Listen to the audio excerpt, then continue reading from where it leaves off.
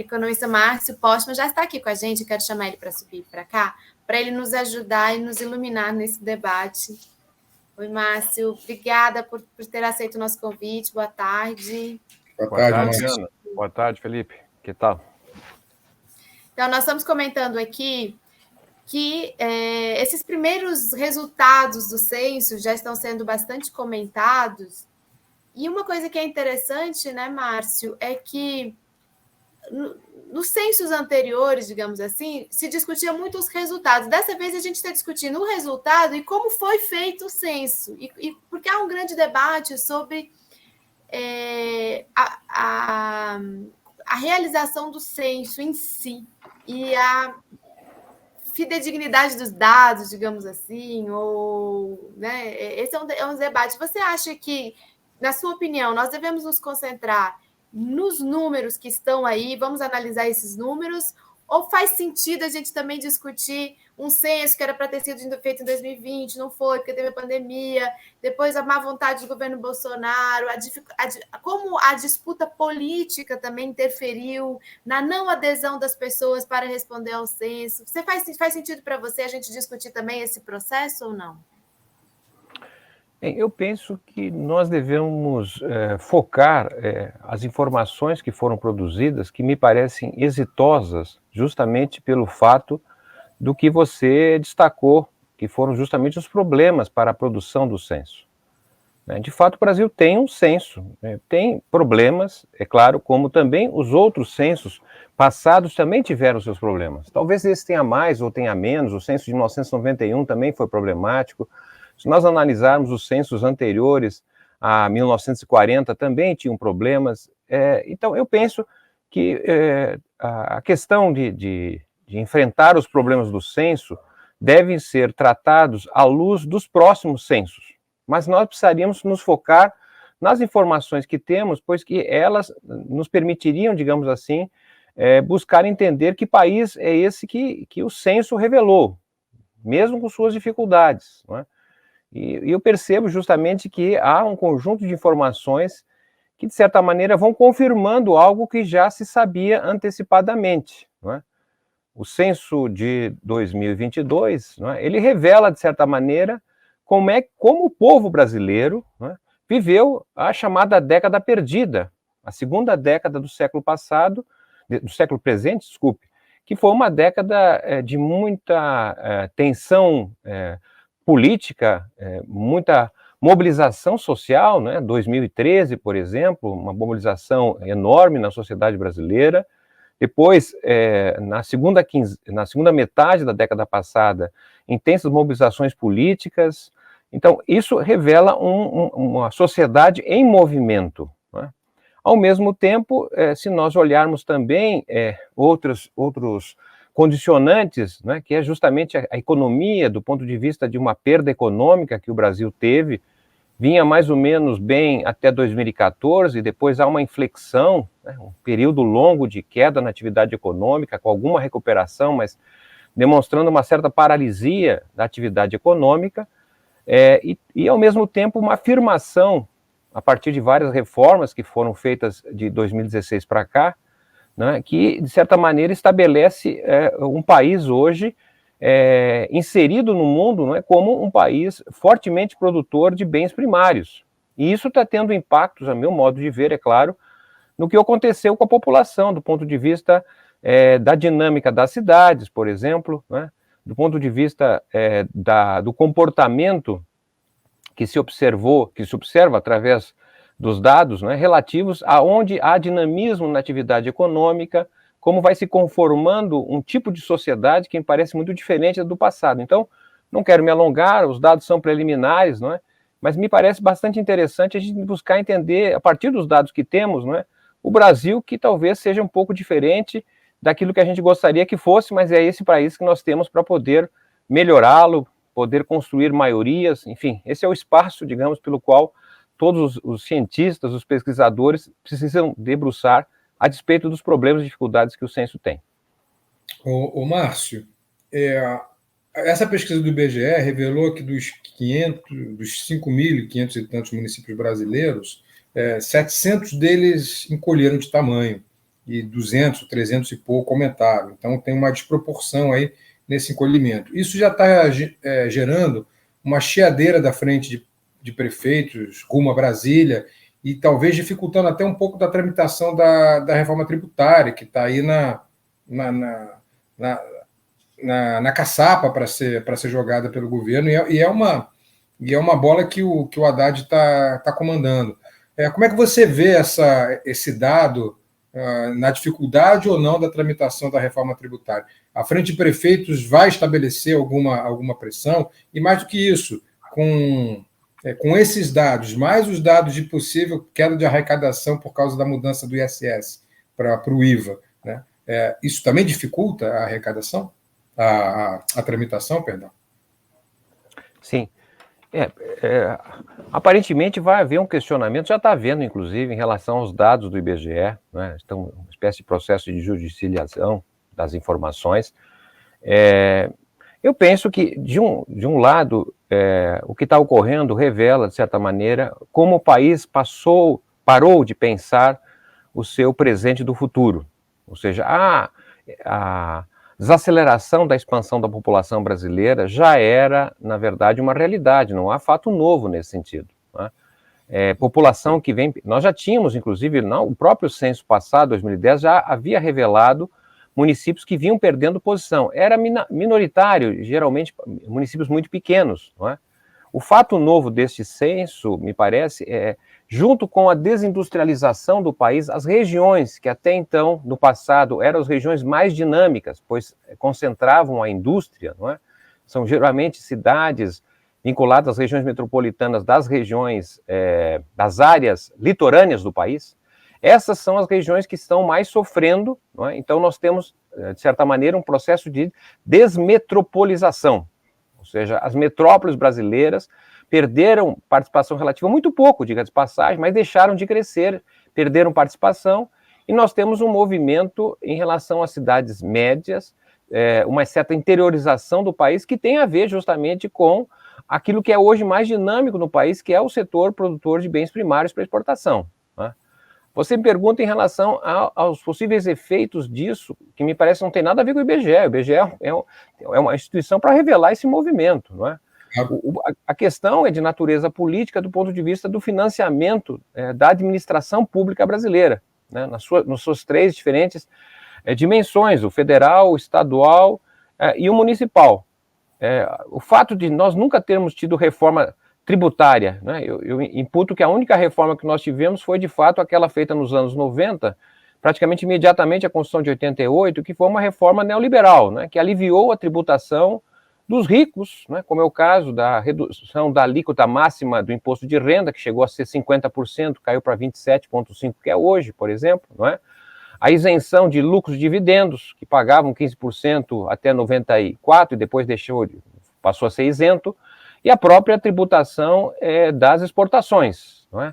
Pela Lei Candir. Então, isso, na verdade, suavizou um determinado setor e teve embates muito fortes a determinados estados. Eu cito aqui o Rio Grande do Sul, inclusive, problemas de arrecadação, porque um estado como aquele, que é composto fortemente por micro e pequenas empresas, que pagam muito pouco tributos, né, o que não acho errado, diga-se de passagem, e é formado por grande parte de produção para o exterior, então esse tipo de estado e municípios sofreram, né?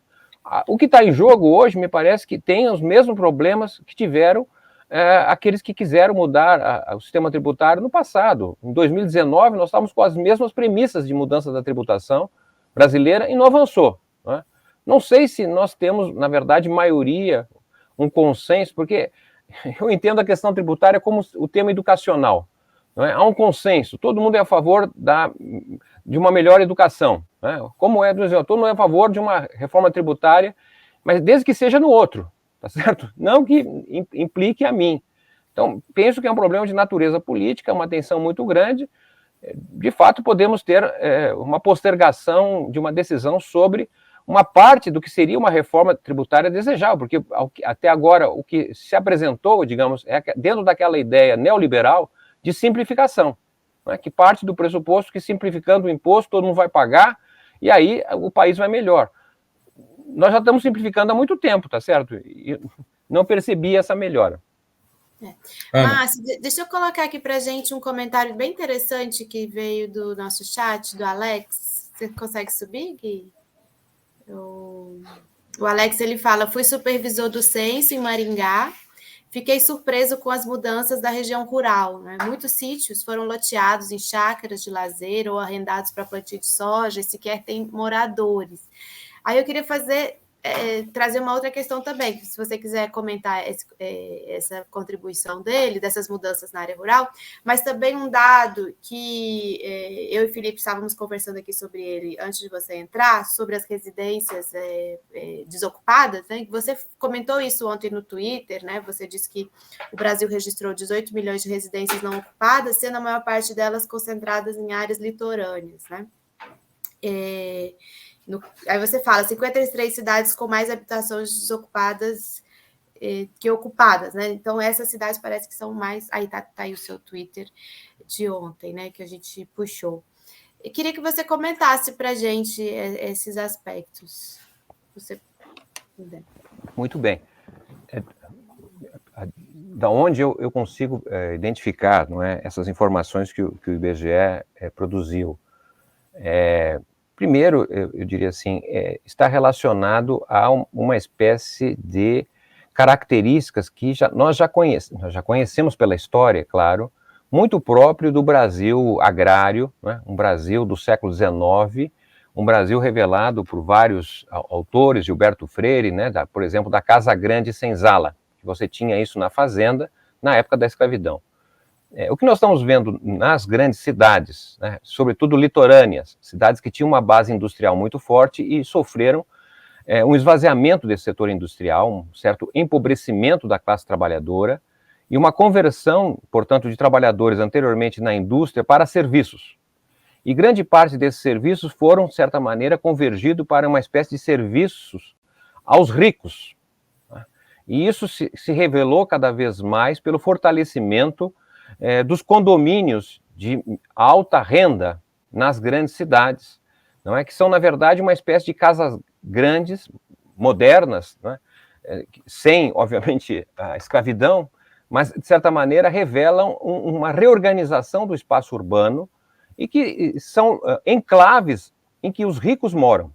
Moram durante um determinado período nessas localidades, mas também têm as suas espécies de casas ou habitações fora desses locais, que são nas áreas litorâneas, né? Digamos, cidades turísticas. Então, aí criam uma ou mais casas e que são, na verdade, casas subocupadas, casas que são ocupadas temporariamente, em períodos, inclusive, de veraneios ou coisa desse tipo. Né? Então, essa trajetória do Brasil na última década, ela aprofundou, na verdade, as condições de enriquecimento, o empossamento da riqueza em poucos segmentos, né, que construíram mais habitações, mas que, de certa maneira, não são habitações para a população de maneira geral, e isso revela uma realidade em que o Brasil, não é aquela síntese da contradição, não é? Um conjunto de pessoas sem habitações e de outros com habitações que usam parcialmente, né?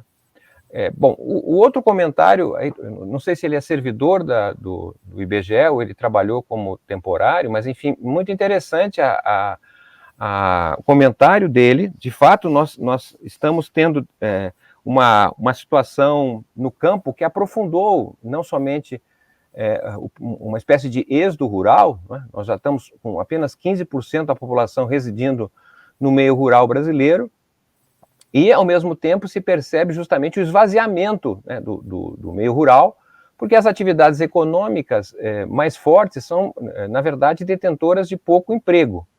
E a agricultura familiar é que ainda consegue produzir com um certo contingente de mão de obra. Né?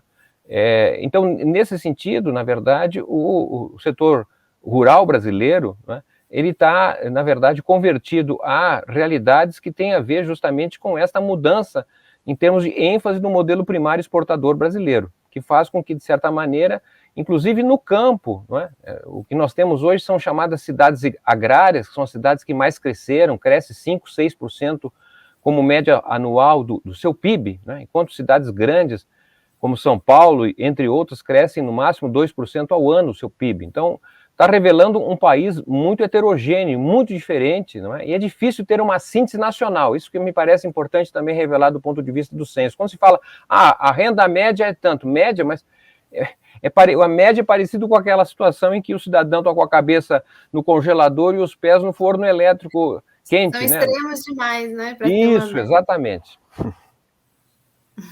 Ô, Márcio, diga. Uma outra questão que me parece fundamental, mesmo que os dados ainda sejam difíceis de se analisar, inclusive em termos de média, como você diz, sempre me lembra aquele exemplo do frango, eu fico preocupado com essa aparente reversão do êxodo rural, aparente, eu digo porque não sei se dá para concluir isso, né? Não sei se você conclui isso, e eu queria te perguntar sobre a consequência que esse avanço para o interior e uma possível ruralização do Brasil nesses últimos anos contribua também para o crescimento de um pensamento um pouco mais conservador, em alguns casos até reacionário.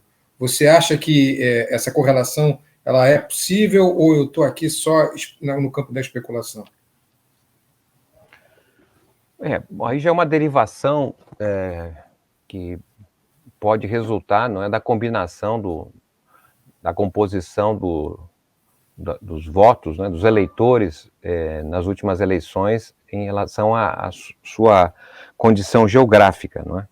Sim, porque eu estava vendo exatamente um Twitter agora aqui falando sobre isso do Emerson Serve, que é um grande pesquisador nessa área, cientista político, e ele estava... eu ainda não li o estudo completo, mas ele conclui a partir do censo que os votos na região rural eles estão cada vez maiores e à direita, como sempre. É por isso que eu te fiz essa pergunta, se você também consegue ver essa correlação. Desculpa a interrupção. Veja, essa não é minha área de especialização, estou aqui como curioso, instigado pela interessante pergunta. Eu entendo que o voto rural ele não seria suficiente para garantir a bancada ruralista que existe no Congresso, que já não é de hoje, não é? Isso se deve justamente a essa forma de ver o rural hoje, não apenas como o IBGE o vê, né? O IBGE, e não está errado nesse sentido, mas apenas para chamar atenção, olhar o rural como se fosse da porta da fazenda para dentro, né? A porteira para dentro. Então você olha o que ela produz e aí chama isso de setor primário, setor agropecuário, o que é isso, historicamente foi feito assim, não está equivocado, não é? Mas só que esse setor rural, na verdade, ele ganhou maior protagonismo por força de todo o movimento que significa, porque grande parte da nossa produção rural, sobretudo em grãos, não é para o mercado interno, ele é para o mercado externo. Então tem toda a atividade que resulta do deslocamento dessa quantidade de produção que o Brasil faz de minério, seja de ferro, não é? Mas seja também soja, milho, entre outros produtos. Nós estamos falando de mais de 200 milhões de toneladas que saíram do Brasil no ano passado, não é? Então, isso envolve, por exemplo, uma frota gigantesca de caminhões, trens, aviões, navios. Isso tudo move emprego. São diversos empregos que estão vinculados à atividade rural, não é? Ao mesmo tempo, também, essa atividade rural, ela demanda máquinas, equipamentos agrícolas, né? Ceifadeiras, tratores, enfim, uma infinidade, produtos agrotóxicos, não é? Então tem aí uma série de revendedores técnicos. Então, na verdade, a estimativa é que nós basicamente temos alguma coisa como 20, 21% total das ocupações do Brasil estariam vinculados ao que se denomina hoje o agronegócio. E ele representaria cerca de um quarto do PIB brasileiro. Então, a gente tem que olhar desse ponto de vista, que são as conexões do setor rural com as áreas urbanas do Brasil, né? E, ao mesmo tempo, uma massa de serviços que trabalham para essas famílias muito enriquecidas, né? Que são desde faxineiros, né? Personal trainer, olhando, na verdade, cidades agrárias, que são quase enclaves econômicos, não é? Mas tem ali uma pujança, que é o vazamento de renda para vários outros setores, né? Desde restaurantes, shopping center, concessionárias de veículos, agência de turismo, ou seja, tem um vazamento de renda que vai se conectando com outros setores e, nesse sentido, ele pode sim estar formando opinião, certo? E penso que esses dados do IBGE estão, talvez, revelando o inverso do que Euclides da Cunha, por exemplo, pensava no Brasil do final do século XIX, né, início do século XX, quando ele narrou tão bem os sertões, a Guerra de Canudos, etc., chamando a atenção para o fato que nós tínhamos uma espécie de dois Brasis, né, um Brasil das regiões litorâneas, que era muito mais afeito à modernidade, ao letramento, a um padrão de consumo mais burguês, enquanto que o Brasil do interior, mais arcaico, resistente à modernidade, menos letrado, etc. Não é? Hoje, a gente, justamente olhando esse corte, não é claro que é muito geral, mas, de certa maneira, a gente vai perceber que as áreas de modernização do país, né, de conexão com o exterior, estão justamente mais no interior, justamente vinculado a essa produção, onde foi a base do bolsonarismo, não é? Enquanto que as regiões urbanas, de certa maneira, embora nós possamos também identificar que nas regiões mais empobrecidas, Rio de Janeiro, São Paulo, por exemplo, né, a presença do que denominamos como sistema jagunço, né, a presença do fanatismo religioso, por exemplo, a presença do crime organizado, do banditismo social, também tem uma outra base com a extrema-direita. Né? Então tem essas conexões, é sempre difícil separar, mas entendo justamente que esse Brasil que o IBGE está nos revelando é algo que nós precisamos refletir muito bem, muito mais para olhar para frente, não é, do que olhar para trás, porque o que está sendo aqui é uma fotografia de um momento, de uma sociedade em movimento. Ana. Muito bom, muito obrigada, Márcio, aqui pelas suas contribuições. Eu quero trazer uma contribuição de alguém aqui do chat também, o que vai colocar para a gente, do Roberto Balen, que contribuiu, inclusive, aqui com a gente agradece e lembra todo mundo também que existem diversas formas de contribuir para a continuidade do trabalho aqui da Revista Fórum. Uma delas é o Superchat. Ele fala, Márcio, nós do campo do cooperativismo solidário, precisamos construir uma aliança do campo e das águas com as comunidades periféricas urbanas, onde levaremos o alimento produzido de forma direta para as comunidades urbanas. Então, ele está falando, na minha avaliação, justamente desse Brasil revelado, né, de um Brasil que está em torno das grandes cidades, né, uma mobilidade para fora da metrópole. Né? Eu achei muito interessante esse conceito que você trouxe da desmetropolização do Brasil. Né? Isso é algo que imagino que deva ser bastante avaliado, investigado aí no próximo período para a gente entender melhor do Brasil. Então, ele traz essa contribuição que é algo que também dialoga com a própria produção, né? Qual o espaço também dessa produção, essa produção do pequeno proprietário, né? Frente a esse Brasil que se impõe do agronegócio que a gente acaba de falar, que está concentrando riqueza e está concentrando ao mesmo tempo o que tem de avanço de tecnologia, o que tem, o que antigamente poderia ser em outros... que era em outros centros, né? Perfeito. Também outro questionamento muito importante, muito significativo. Eu vou tentar, assim, responder, obviamente, muito rapidamente, chamando a atenção para o seguinte, nós precisamos olhar, assim como estamos tentando entender o censo, né, não como uma média nacional, como uma síntese, mas justamente destacando as suas diferenças, né, é também necessário considerar que a economia brasileira, ela, de certa maneira, não é uma economia só, certo? Ela tem, digamos assim, 50% da força de trabalho no Brasil hoje está concentrada em atividades tipicamente capitalistas, né? E que, para isso, há o governo olhando praticamente todo dia através dos seus ministérios, que são ministérios voltados para a atividade de estímulo ao capitalismo, né? Seja o Banco Central, o Ministério da Fazenda e assim por diante. Mas nós temos 40% da ocupação no Brasil hoje que está vinculado a atividades de sobrevivência, de subsistência, não é? Da economia popular. E, obviamente, que funciona buscando ter receita maior que a despesa, mas não opera segundo a lógica do lucro, né? E para o qual nos faltam muitos instrumentos, né? Uma interessante medida que o presidente Lula tomou agora recentemente no Plano Safra, não é? foi, de certa maneira, favorecer com maior elevação de recursos para a agricultura familiar. Né?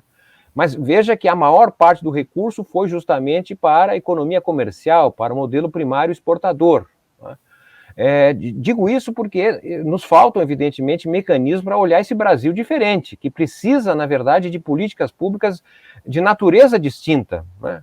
Porque não acredito que 40% das ocupações hoje, não é, que são atividades aí vinculadas à economia popular, vão se converter em negócios capitalistas.